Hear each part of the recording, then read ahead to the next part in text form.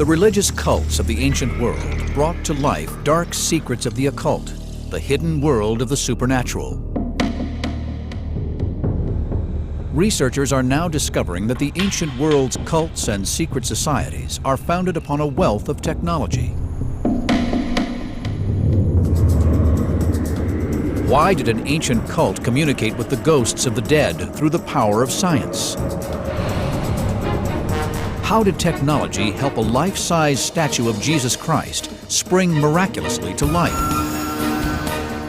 What ancient science protected a holy military order and its city against certain annihilation?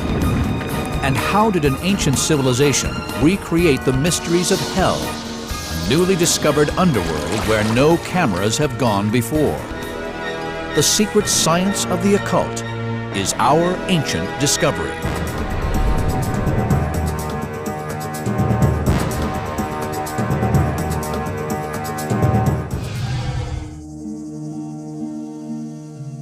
The study of the occult is where science meets spiritualism.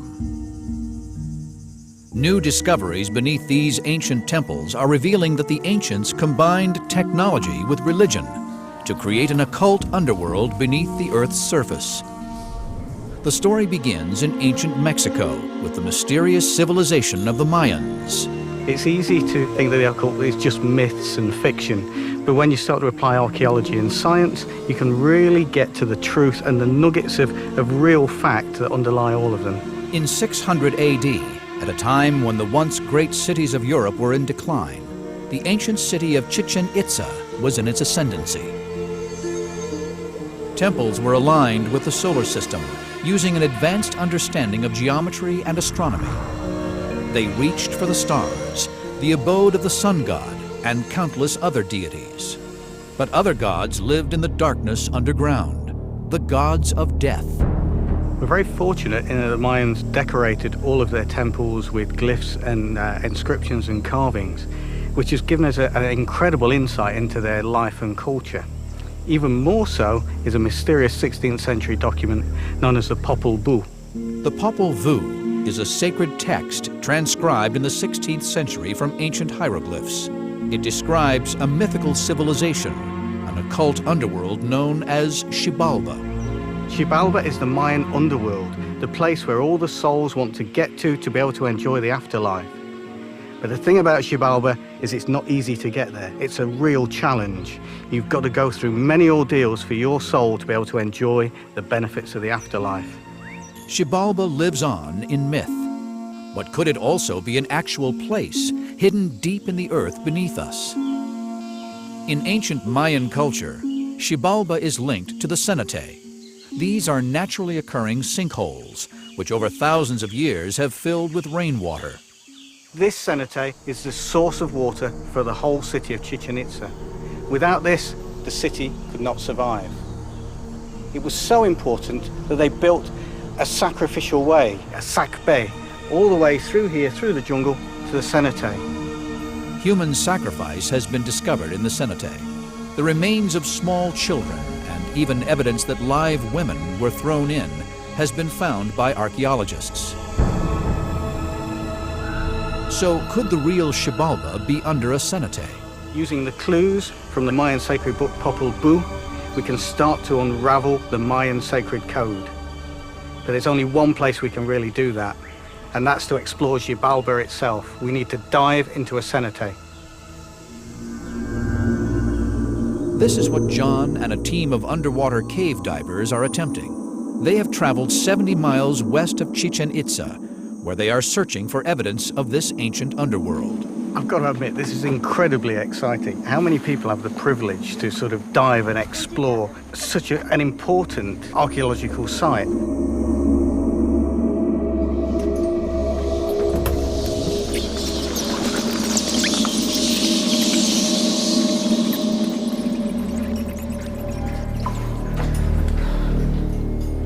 As they probe into the darkness, the team is shocked to find a level of architectural detail almost never seen before beneath the ground.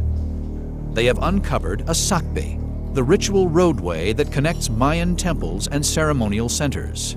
Is this evidence that this was a place of ritual sacrifice deep underground? When we see a road like this, that's a ritual purpose, and maybe they made pilgrimages here. The road stretches 300 feet and is built from locally quarried limestone that would have been cut into shape using stone tools. Like all Mayan architecture, its construction relied on manpower. Its layout suggests that it leads to a place of worship, where votive offerings were made to the rain god, Chalk. This Sac Bay, this evidence of construction underground, is absolutely, totally unique. To spend the time to actually cut blocks, bring materials down here and lay them down, means this was amazingly important for them. This new discovery, deep beneath the earth, indicates that the Mayans thought this place as sacred as the temples that reached up to the heavens, and perhaps that Xibalba is not just a myth. The sacred text of the Popol Vuh describes a chamber of infernal heat. Down here in the darkness, the temperature reaches over 100 degrees Fahrenheit. There are bats everywhere. The House of Bats is one of the rooms of Xibalba. Here we've got bats, thousands of them, flying around all the time.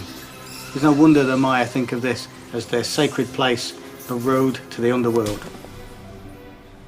The ancient Mayans brought their engineering skills to the service of religion. Opening up here at our feet is the realm of the gods of the dead. Here we are finally in the huge body of water that all this causeway was made for. And we are right on the final steps in order to have access to the cave, which is right in front of me. Really easy to imagine as you come down that causeway, that sacred way, just how an ancient Mayan might have felt. It's scary, especially when the bats are flying across your face and things like that. But it is exciting at the same time. And then to come down here and find this pool of incredibly clear, sweet water in a dry place such as North Yucatan, this has to be a gift from the gods. There's no other words for it. Despite all the team has discovered, this underworld seems to stop short of what is evoked in myth. According to the sacred text of the Popol Vuh, and illustrated in the temple carvings, the way of the dead comes to a path that turns to the west, the way to the afterlife. So why is it blocked with water? Is it because the water levels in the cave have risen over the centuries?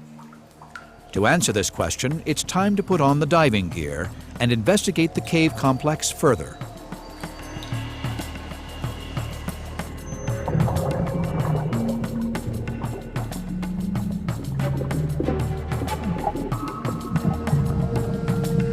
The divers discover that this is not the end of the cave system. In fact, it stretches further and further into the darkness.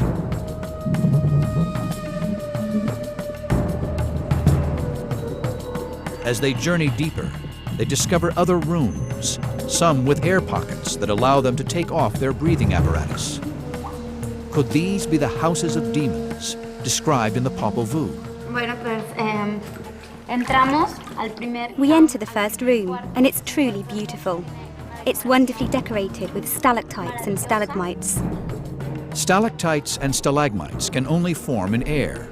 This is proof that these caves were once dry and that the water table has risen. The Popol Vuh talks about the House of Knives, a room filled with blades and razors that the souls of the dead must overcome on their journey to Xibalba. Did it look like this? Then we enter another room that has a large pocket of air, so you can walk through this part to get to a further room. You go back underwater, and as you come up again, you enter a further room. It's truly exciting. You can feel a certain energy that comes from the respect and care they showed for this place. And entering it is like being in another dimension.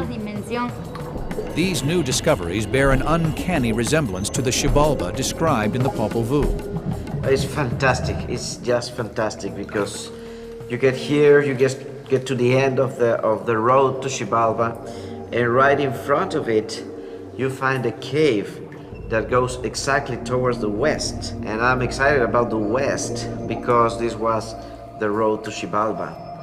The Mayans had a vision of the underworld that corresponded with a real place underground. They peopled it with gods and the souls of the dead. Our discoveries beneath the earth are further evidence of the convergence of the real and the occult in Mayan religion. Our next discovery involves the use of technology in the churches of the Middle Ages. Ancient discoveries will reveal how a life-size statue of Jesus came to life to inspire awe and veneration in worshippers of the 16th century.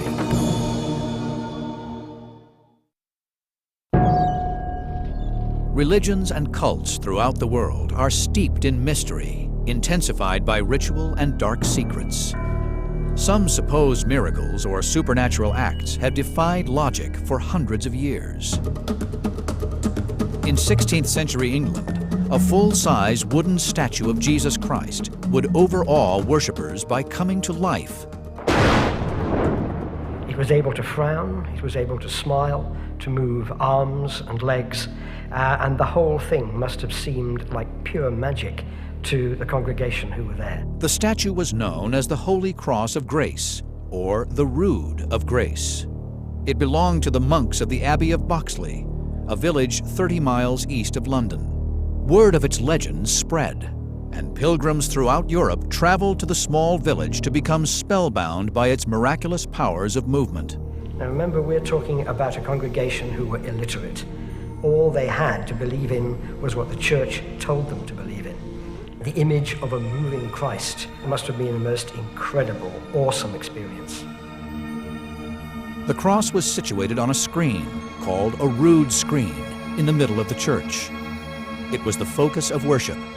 Behind the screen was the sanctuary, the place of mystery, where the daily miracle of the transformation of bread and wine into Christ's body and blood took place.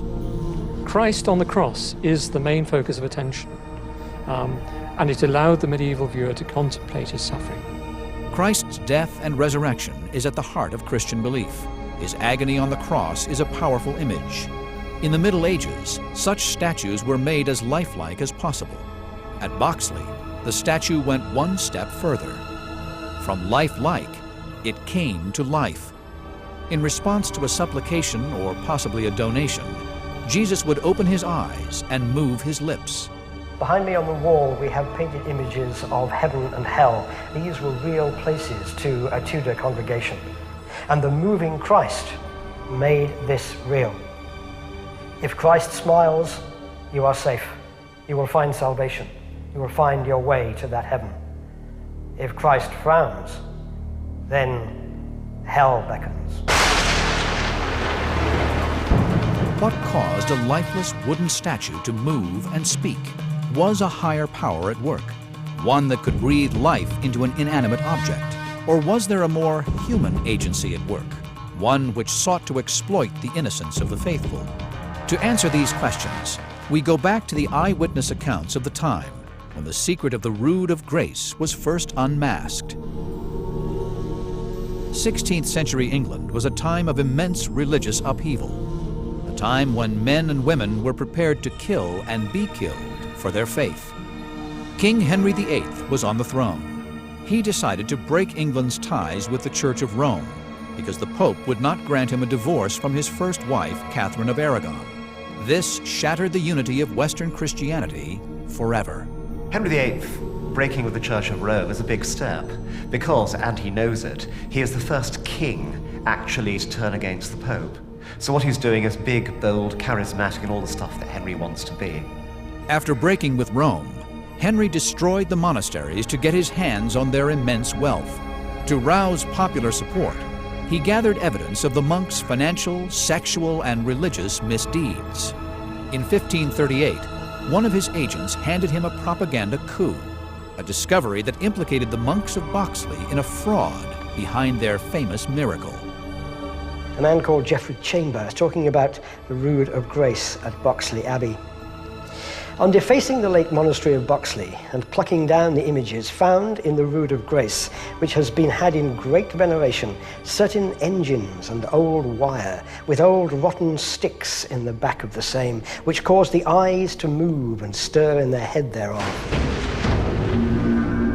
The discovery of wires in the Rood of Grace by Geoffrey Chamber exposed it as a temple machine. It was engineered by an unknown English carpenter and operated by a hidden monk. Exactly how the monks manipulated the mechanism is not clear. The physical evidence was destroyed. We can speculate that the head of the figure was pivoted at the back, the eyes moved by wires so they appeared to open, and the lower lip attached with a simple leather hinge that also operated with a wire to simulate speech. What happened to the Rood of Grace is that it was taken down and it was exhibited in various places in Kent and then finally in London. The reason for this was London was already the biggest city in the world. The exposure of the miracle as a mechanical fraud served Henry well. The whole deal with the Rood of Boxley, the Rood of Grace, is that it's one of the showpieces of Henry VIII's Reformation. It's paraded around London, it's shown off the royal court, and finally it's ceremonially burned. And it's used as their biggest single exhibit to prove that the old church was full of trickery and fraud. Why did the monks do it? Was it a technological extension of the wall paintings and statues that encouraged the faithful in their devotions? Or was it a cynical money-making ploy to bring in gullible pilgrims? We shall probably never know. Our next ancient discovery involves a bitter struggle between two world religions. We investigate a religious secret society that brought the art of war to the service of God and its own survival.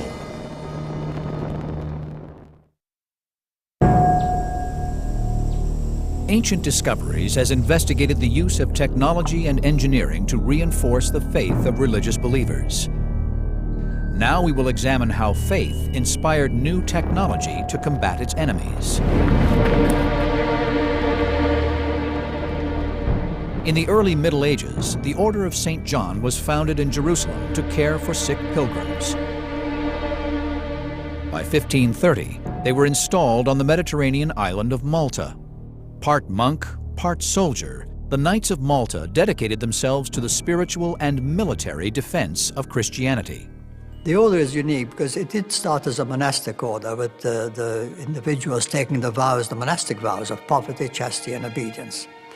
And it grew into a warrior order as well to defend the faith. The Knights of St. John were in a religious and military conflict with an Islamic empire that threatened to overrun the whole of the Mediterranean. In 1565, on the island of Malta, they faced annihilation from an invading force sent by the Ottoman Sultan Suleiman the Magnificent. By the time the Ottomans have got their army ashore, there are at least 25,000 soldiers and possibly 10,000 more men from the navy who can be used if necessary. The Christians have around 500 knights, 3,000 mercenaries, probably another 3,500 Maltese militia. The order was outnumbered 4 to 1.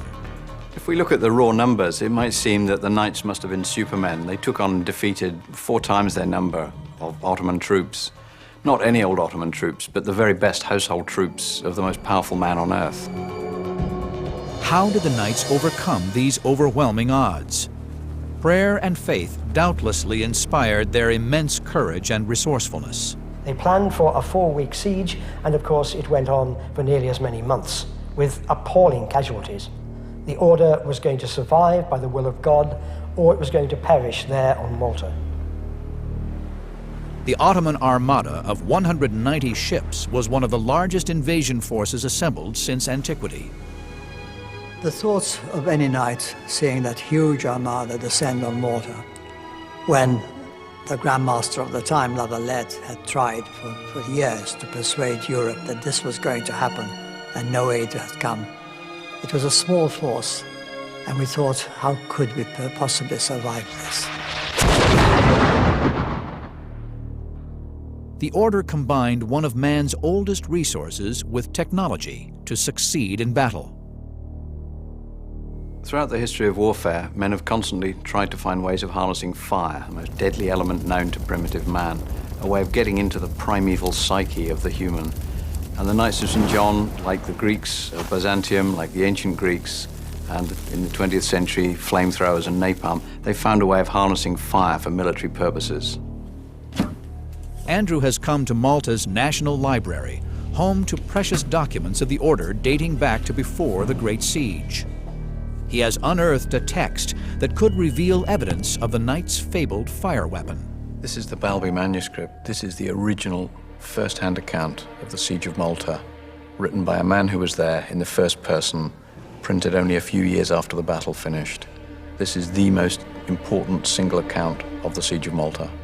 The text vividly describes the terrifying destruction wrought by Turkish artillery during the Great Siege.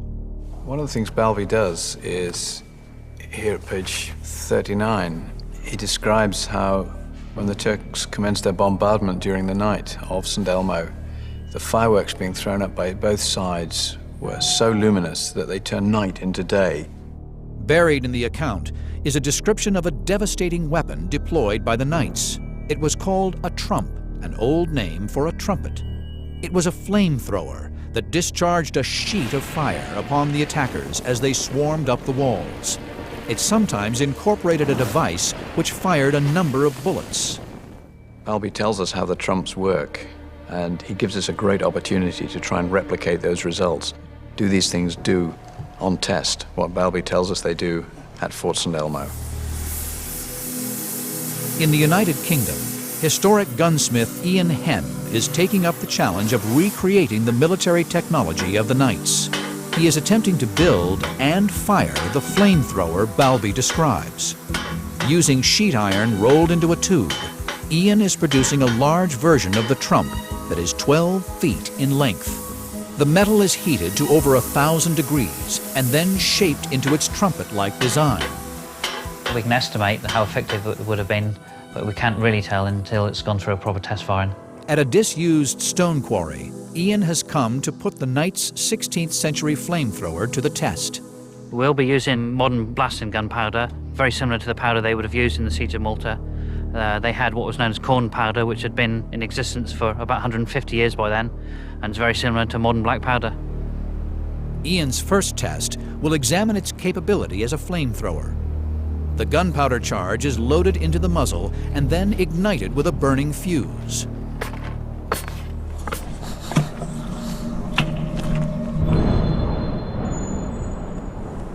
Giving fire!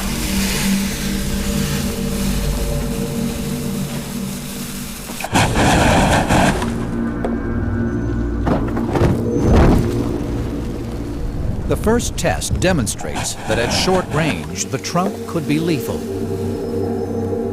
What we've just seen is a highly efficient, early modern flamethrower. Remember, the enemy are wearing long flowing silk robes. They're going to burn just like this. It's a highly effective way of stopping an attack. The last thing these guys are going to be thinking about is carrying on and breaking through into the defenses. They're going to want to put these clothes out. They're going to want to stop burning. What makes the trump an even more effective weapon is its reported ability to attack the enemy in 2 stages. After the flame shoots out, the texts recount that projectiles were fired. This was done by placing a second charge of gunpowder at the back of the iron chamber and loading it with projectiles. Ian is setting up the trump to replicate this. First, the team will fire the flame from the front of the muzzle. They will then ignite the second stage charge via the touch hole at the back of the trump, shooting out small stones and shards of metal at the target. Giving fire! Have a care!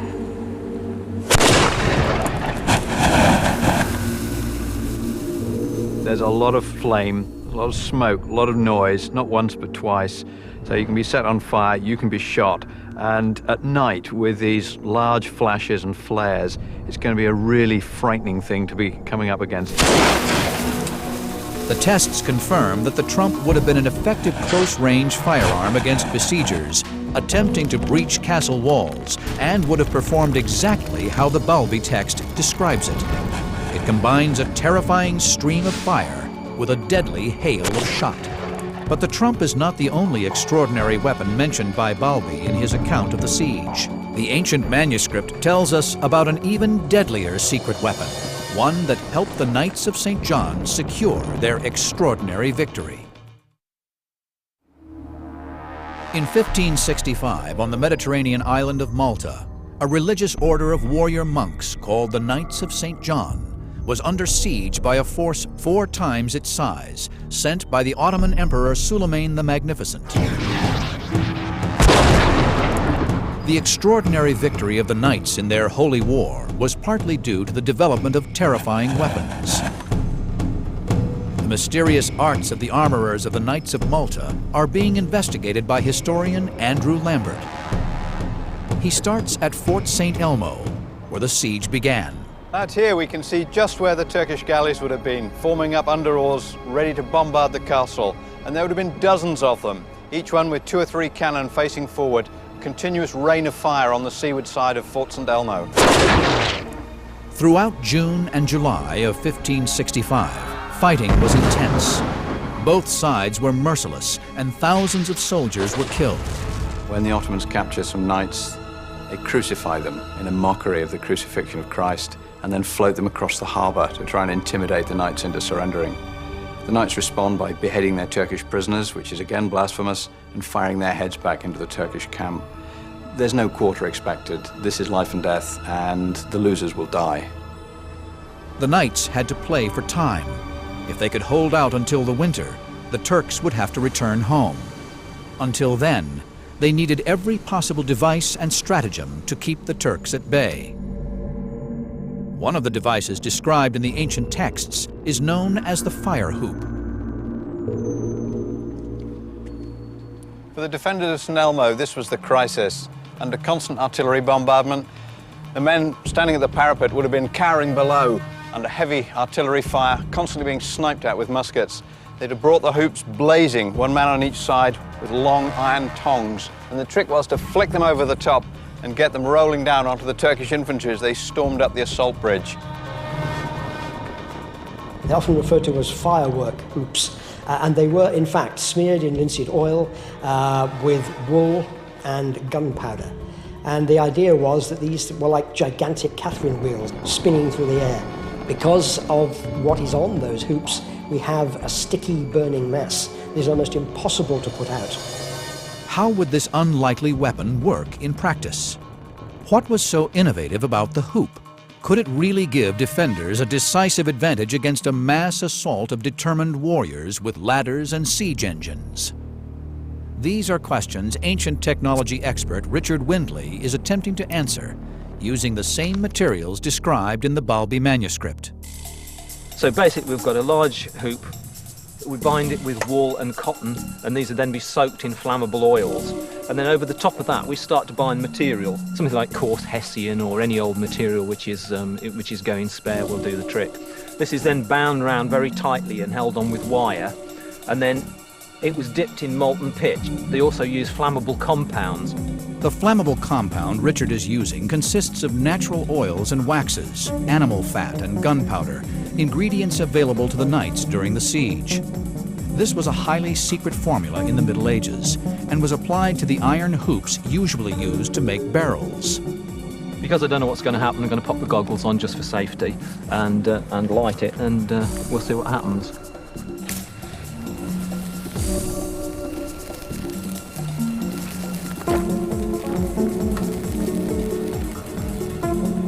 Well, that seems to be burning for quite a prolonged period, and what's interesting is we can actually see the molten pitch dripping off. Now, when I actually applied the pitch to this, I got 1 or 2 spots on my hand. It is very, very nasty, and if you get any quantity on you, it adheres to the skin and it produces very, very nasty burns. After successfully testing the flammable material, Richard will try out the hoops. At the bottom of the cliff face, a set of targets has been set up to represent the Turkish troops in their flowing robes. Thousands of Turks would have attacked the knights' positions at once. Richard's task will be to set fire to them using the hoops.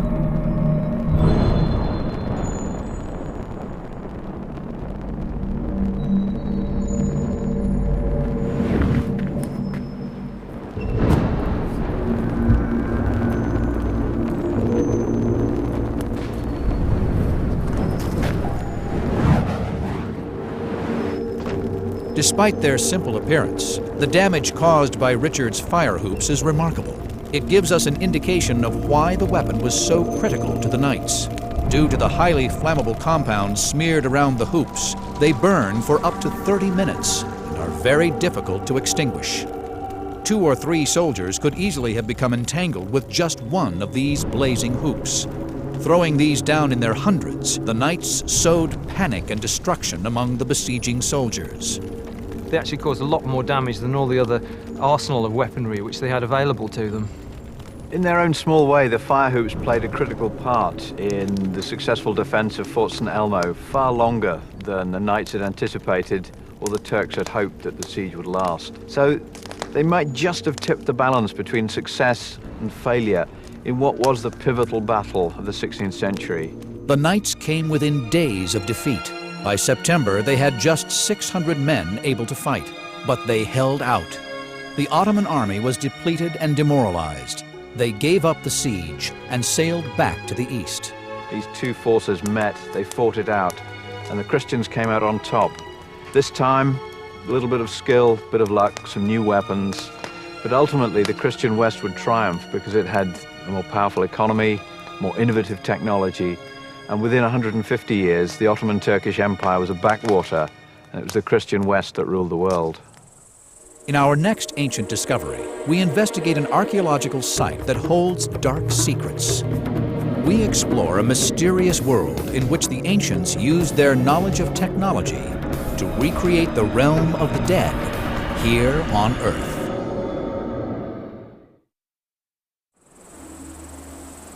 In northern Greece, in the middle of the 20th century, archaeologists uncovered a strange site that had remained hidden for over 1,000 years. It was a mystifying maze of corridors and rooms leading to a central sanctuary. In a stone chamber hidden underground, the archaeologists discovered figures of ancient gods. More intriguing were the remains of substantial machinery. Now, ancient historian Michael Scott has set out on a mission to discover the site's secrets. Well, since 1953, finds have been coming to light at this site that has left us with a mystery. We have a heavy-duty machine here. We have counterweights made of solid iron. We have ratchets, which would have been used as a kind of braking mechanism. But what is this machine? Opinions are divided. On the one hand, some people think that we have some kind of catapult, or indeed several catapults. The iron machine parts date to the 3rd century BC. If they had a military use, experts suggest they would probably have been part of a large catapult that could have been used to defend the site. There is another, more compelling theory, that the machinery was somehow connected with secret occult ceremonies that were practiced here. The site was a cult shrine dedicated to necromancy, the Greek word for consulting the dead. Pilgrims, both rich and poor, would come from far and wide to discover their fate by speaking with the spirits of those who had passed on. Also found at this site was a statuette of the goddess Persephone. Persephone, the wife of Hades, the lord of the underworld.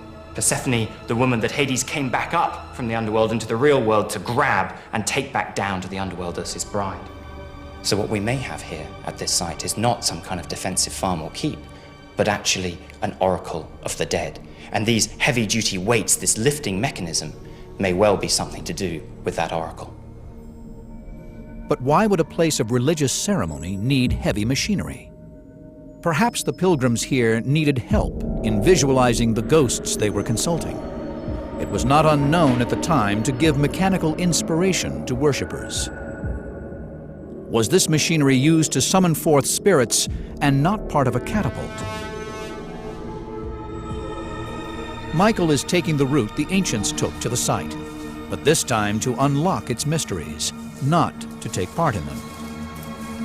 You chose to consult an oracle of the dead if there was particular information that only that dead person knew that you now needed.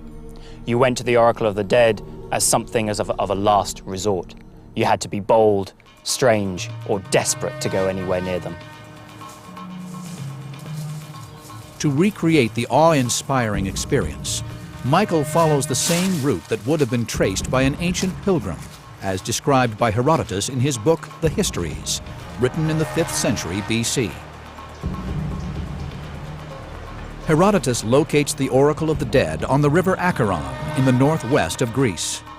It still flows into the sea near the ruins of our ancient site. In Greek mythology, the Acheron was one of the rivers that flowed into Hades, the hell of the ancient world. The souls of the dead were ferried across by the boatman Charon. Visitors to the oracle would have passed this way and been reminded that the underworld was near. To come here on the Acheron River, to follow that route in search of the Oracle of the Dead, is to get back into the footsteps, to make the journey that those ancients made all the way to try and find the answer to their questions. And so it makes it so much more real, so much more exciting, so much more vivid to understand exactly what they felt as they made that journey. The Oracle of the Dead was called the Necromanteon in Greek, from which we get our word necromancy, speaking with the dead. The shrine was known in ancient texts of Herodotus and Strabo as one of the gates of hell. Destroyed by the Romans in 167 BC, it was buried in the rubble of time. The site was rediscovered and excavated in the 1960s, which is when the machine parts were discovered. The location corresponds to descriptions in the ancient texts. This is the Oracle of the Dead and a gate of hell. This is the place believed to be the heart of the Oracle of the Dead. It's where the visitors to the Oracle could get in touch with the souls of their dead relatives. The maze of corridors and rooms begins to make sense. Someone who consults an oracle is known as a consultant. After rituals of purification and sacrifice, he or she followed the narrow and winding passages to the central sanctuary. This is where the mysterious machine parts were discovered. After the long stages of preparation, and perhaps up to 29 days of fasting, the consultant came here, the final turn before entering the room of the Oracle of the Dead. Here, he may well have been fed with hallucinogenic beans and herbs that were meant to give him an intensely heightened sense of the ghost that he was about to experience. And so he took that final turn and went into the room.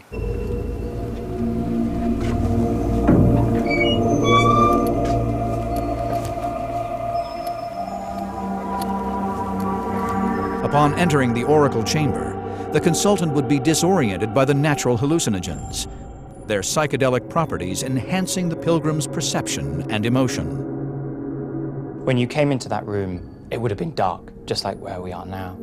The priests would have been chanting more and more incessantly, creating the atmosphere. And then, out of nowhere, out of the mists of time and the underworld itself, came a vision of that spirit, and perhaps a voice echoing up, answering your question.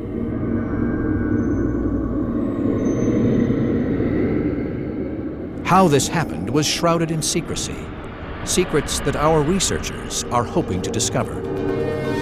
They are investigating the theory that the mechanical parts found at the site belonged to a machine that lowered the ghostly apparition that ancient writer Herodotus describes in his account of the Oracle of the Dead. If these apparitions of ghosts did appear, then it's most likely that they came down from above, a first floor from which they were lowered on some kind of crane mechanism. But to get any further, to know for sure, we need to test it out. Perhaps these apparitions were human. Ancient technology expert Richard Windley is investigating the theory. Using the iron components recovered from the site as his template, he is reconstructing a mechanical lifting device that could have been mounted in a room above the central sanctuary. There are one or two rather mysterious objects which are sort of cog-like. Now, my feeling is they're probably not cogs. They look more like some sort of ratchet device. And this would be consistent with a kind of simple winch technology. Michael has joined Richard at the Ancient Discoveries testing facility, where they will try to work out how the ancient priests created their spirit from the underworld. To lower the priest, Richard has constructed a winch-based crane that lowers a piece of rope using a hand crank, similar in principle to a winch on a tow truck. The machine is constructed out of iron and wood and has a ratchet on the side of the shaft. This can be used to stop the weight returning back down. With a big long handle, you can actually apply more leverage to a relatively small shaft, and around this shaft we wind the rope, so that for every sort of major turn of the handle, the rope is only moving a few inches. We call this mechanical advantage. The handle may move actually through several feet, whereas the rope's only moving through several inches. Using this mechanical advantage, Richard's machine can lift or lower up to 300 pounds on the rope by applying only a few pounds of force on the handle. To test this crane lifting mechanism, we've recreated the archaeological site. Imagine I am the consultant coming in to the Oracle of the Dead. Richard, up on the first floor, replaces what is now the church at the site, where there would have been a hidden first floor with the crane tucked away. And below that, we have our stuntman John, who's going to play the part of the priest who would have been let down into the consultant room to pretend to be the spirit of the dead come to answer the question. Such a machine was common in the theaters of the ancient world to lower gods from heaven onto the stage. Here, it is used to summon a spirit from hell.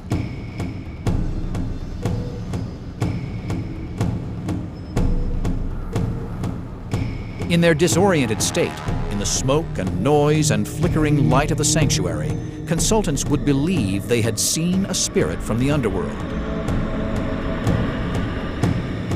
As the consultant came into the chamber and saw through the mists the priest pretending to be that spirit of the dead the consultant had come so far to talk to, the consultant may well have finally got his answers to the questions he had sought. The consultation finished with the pronouncement of the oracle. The consultant was sworn to secrecy about what he had witnessed, or rather believed he had witnessed. He was ushered out of a side door, firmly believing in his encounter with the dead. There wasn't a question of whether they believed or not believed. There was no alternative to the fact that the gods controlled the world and that the dead lived in the underworld. That was the way things were. And so when they came here, when they saw, or at least thought they saw, the spirits of the dead rising once again, it's almost certain that they would have believed what they were seeing, because they had no reason to question it. Archaeological discoveries in Greece and at the Ancient Discoveries Testing Facility have revealed the technology behind the supernatural. We now know that the spirits were summoned not by magic, but by machinery. Religions, cults, and secret societies have strived to bring the supernatural into our world, to make the occult real. They have also called on technology to inspire and sometimes manipulate their followers. Ancient Discoveries has revealed the yearning of the ancients to explore the supernatural and their willingness to marry the science of this world to the science of the occult.